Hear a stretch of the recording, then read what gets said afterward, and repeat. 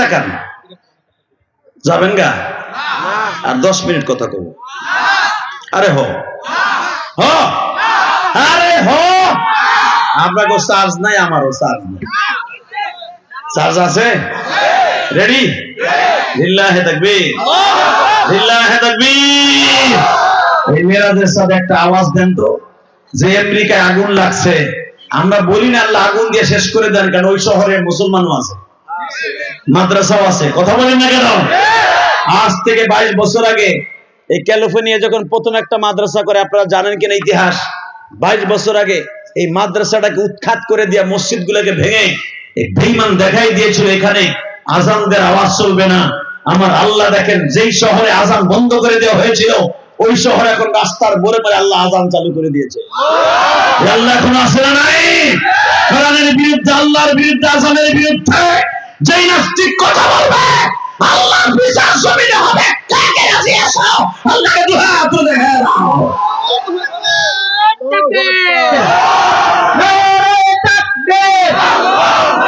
ইসলামের শত্রুরা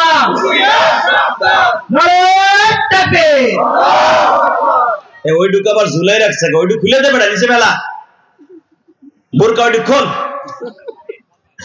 আলহামদুলিল্লাহ বলেন এই জমিনের মালিক কে আপনি শেখ হাসিনা খালেদা জিয়া চাচা ইরশাদ তো কইরা করে গেছে গা গদে আপনার দাদাও গেছে গা আপনিও যাবেন একটু অপেক্ষা করেন কথা বল না কেন জমিন যার তার কাছে ফিরে থাকবে জমিন যেভাবে ইনি বানাইছেন 6 দিনে শেষ করবেন 1 সেকেন্ডে জমিন বানাইছে কয় দিনে খালাকাস সামাওয়াতি ওয়াল আরদি ফি 6 আইয়াম আল্লাহ বলে আমি 6 দিনে দুনিয়া বানাইছি শেষ করব 1 সেকেন্ডে ঠিক কুল্লু মান আলাইহা ফান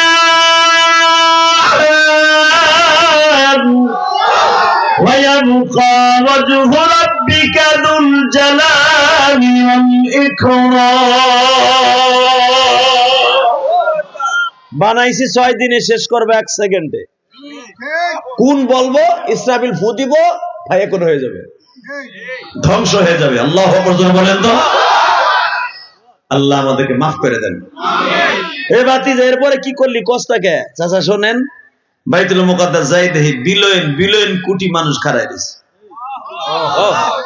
সব এক সাইজের পিছনে যারা দাঁড়াইছে তারা লম্বা লম্বা সামনে যারা দাঁড়াইছে সব এক সাইজের কারণ জান্নাতে মানুষগুলো সব এক সাইজের হবে আরো জোরে কোন অনেক নবী দুনিয়ায় যখন আসছিলেন কেউ ছোট কেউ বড় কেউ মাঝারি আমার নবী লম্বা ছিলেন 9.5 ফুট আর আমার বাবা আদম আলাইহিস সালাম লম্বা ছিল 120 হাত আদম আলাইহিস সালামের সামনে যদি আমার নবী দাঁড়াইতেন মনে হইতো একটুখানি আবার নবীর আবু বকর ছিলেন নবীর থেকে এতটুক আলী ছিলেন এতটুক ওমর ছিলেন এতটুক মারহাবা বলেন না আবার হুজুরের চাচা আব্বাস নবীর সাথে লম্বা ছিল সে ছিল 12.5 ফুট লম্বা আরো জোরে এই জন্য আমার নবীরে বলছিলেন নবী আপনার চাচা যেন কোনোদিন কোন সফরে আপনার সাথে না চলে কারণ আমার নবীরে কারো নিচে দেখা যাবে তারে উঁচা দেখা যাবে এটা চলবে না এই জন্য আব্বাস রাদিয়াল্লাহু তাআলা নবীর সাথে সহজে কোথাও যাইতেন না আল্লাহ নিষেধ ছিল আরো জোরে কান টাকা নেই দেখি ওই আল্লাহ এখন আছে না নাই বিশেষ হয় আছে নবাবগঞ্জ আছে না উনি দিয়ে গেছে আছে বিশেষ হয় রেডিও এই মুসলমানের বলা আমার নবী বলেন চাচা আমি দেই সব নামাজের কাতারে খাড়াই দিছে আমি চিন্তা করলাম এই সব যায় নামাজ পুরা ফুল ফাল সব ভরা এই সামনে যায় নামাজটা খালি কে আর ইমামতি তখন কেমনে করতে হয় আমার নবী জানতেন না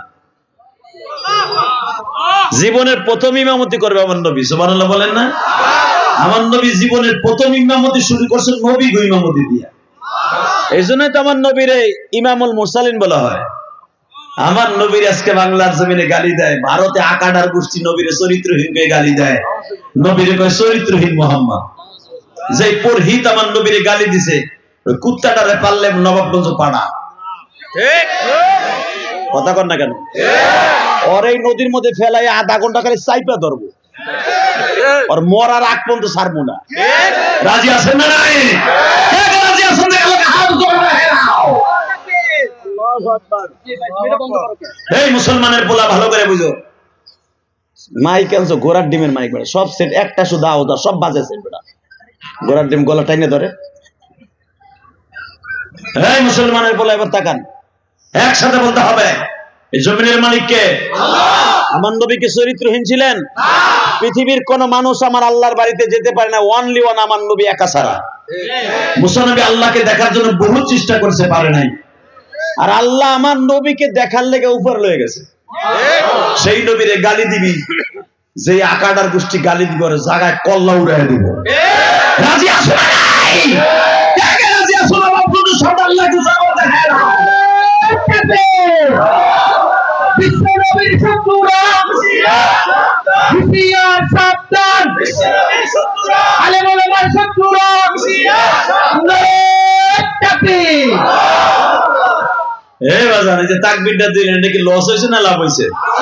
এমন লাভ হয়েছে কিয়ামতের মাঠে নবীর লগে দেখা হবে। নবীরে দেখতে চান না? আরে পৃথিবীর সব নেতাগুলো এক জায়গায় দেন, আমার নবীর নেতৃত্বের কাছে কোন নেতার চরিত্র মিলবে না। এই আকাদার গোষ্ঠী পারলে দেখা তো আমার নবীর মধ্যে একটা মানুষ তোকে ধর্মের মধ্যে আসেনি। কথা কর না কেন? তোকে ধর্মের ভিতরে সবচেয়ে বড় দেবতা যে কালী, স্বামীর মাথা কাইটে হাতে নিয়ে ধরে দিছে। এটা কাম করছিল কি জানেন? ও ছাগল রি মারতে গেছিল। নাউজুবিল্লাহ মারতে পারেন না? আর এটা যদি ইতিহাস আপনি আমার উল্টা পাল্টা দেখাইতে পারেন, আমি জীবন নষ্ট করবো না। অগো দেহেন বেদের মধ্যে আছে এই কালীর স্বামী গণেশ ও গেছিল ছাগলের ঘরে আকাম করার লেগে। কালীর কাম তো নেয় কাজ করা, ও তরবারিতে দাম সে কাটতাছে, যাই দেখে কাটতে কাটতে ওই বদমাইশটারে কাটছে, কাইটা দেখে কোনটারে কাটলাম, এটা আমার গণেশ। এই বেটা অগো ধর্মের কথা, এটা আমার কথা, কথা কর না কেন? অগো কিতাবে অগো ইতিহাস লেখা, স্বামীর মাছটা কাইটা জীব ব্যাপার করে খারেছে করলাম কি, আমার মগাটা রেখে ঠেলেলাম। আবার সবাই তার পাশে যে খাদেম আসিল কয় ভালোই করছো, আকাম করতে গেছে ছাগলের ঘরে। যে পাড়ার ঘরে যায় আকাম করতে, ও আবার দেবতা হয় কেমনে? কথা বল না কেন? হে মুসলমান, ওদের প্রতিটা প্রতিমাকে পবিত্র করার জন্য বেশ্যাখানার মাটি লাগে। ইতিহাস ঘুরে দেখবে না। আর আমার নবী মসজিদে নববী করেছে পৃথিবীর শ্রেষ্ঠ মাটি দিয়া। মসজিদে নববীর ভিতরে জান্নাত থেকে মাটি এনেছে জিবরাইল, এই জন্য এই জায়গাটার নাম রিয়াজুল জান্নাত। ওইখানে যদি কেউ এক রাকাত নামাজ পড়ে সেজন্য জান্নাতের ভিতরে নামাজ পড়লো। তাহলে দেখা তোদের ধর্মের ভিতরে কোন জায়গায় পবিত্র জিবরাইল মাটি এনে দিয়েছে পারলে দেখা।